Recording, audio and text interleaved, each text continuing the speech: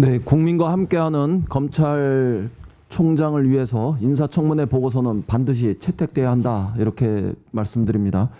윤석열 후보자의 지명을 철회할 중대한 사유는 어디에도 없었습니다.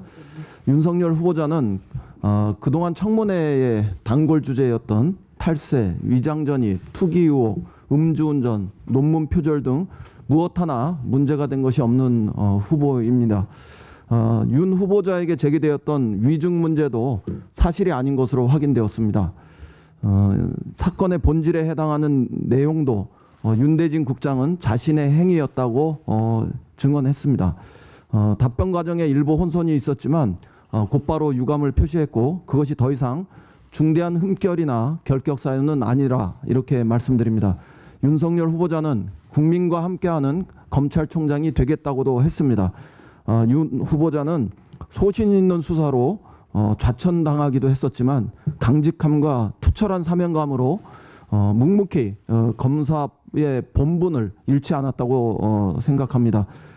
그러하기에 권력의 눈치를 보지 않을 것이고 검찰의 중립성, 독립성을 확고하게 강화하는 데 기여할 것이라고 확신합니다.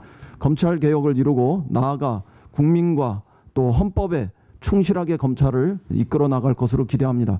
자유한국당과 바른미래당도 이런 윤 후보자에게 거짓과 위증의 굴레를 씌우려는 시도를 접어주시기를 당부드립니다. 이해찬 대표께서도 말씀하셨습니다만 어렵게 문을 연 6월 국회가 이제 불과 9일밖에 남지 않았습니다. 국회에게 주어진 시간이 아주 촉박합니다. 어제는 행안위, 국토위, 교육위, 농해수위 등의 상임위를 열어 추경안과 법안 심사를 진행했습니다. 늦어진 만큼 일하는 국회의 모습을 보여드리기 위해 더욱 속도를 내야 합니다. 그러나 주요 상임위 예비심사에서부터 야당의 묻지마 반대로 추경심사가 난항에 빠지고 있습니다.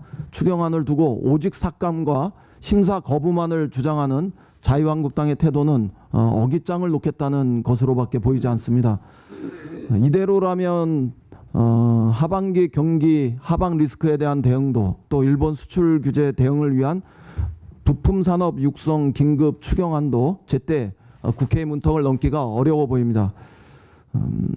또한 지금 편성이 확정되어도 민생 현장에 풀리는 데까지 시간이 많이 걸릴 것을 감안하면 우리에게 시간은 더욱 촉박합니다.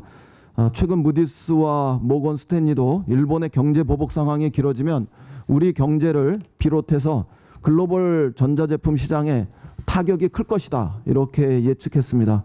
하반기 우리 경제의 잠재력을 유지하기 위해서는 소재, 부품, 장비 육성, R&D 예산을 마련하고 또 일자리 고용 안정자금 등을 투입할 수 있는 이런 추경은 꼭 필요하다 이렇게 거듭 말씀드립니다.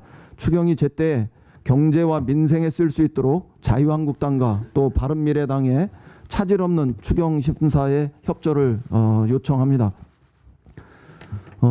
당대표께서도 말씀하셨습니다만 대표께서는 어제 중소기업중앙회를 방문하셨고 저는 한국노총과 대한상의를 찾아서 노동계와 경제계의 목소리를 다른 한편 경청했습니다.